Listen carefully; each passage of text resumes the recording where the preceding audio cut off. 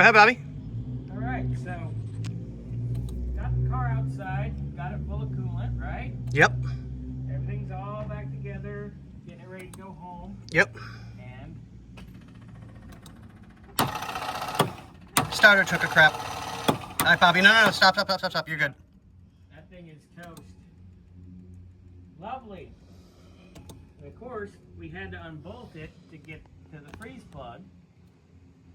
But the best part is, I remember Nick was saying one of the bolts was loose at the top, which was interesting. But yeah. Anyway, that's either here or there. So now, because we know our solenoid works. Yep. We even jumpered the solenoid with. Yeah, I even jumpered them. When we had my jumper on it, then we put Bobby's jumper on it, and then we tried jumpering it. Nope, nothing. Not enough voltage. Lovely. It's got enough voltage. It's just it ain't happy. Yeah. Okay, so on that note, I'll send this to Bobby, and we'll get a hold of the owners.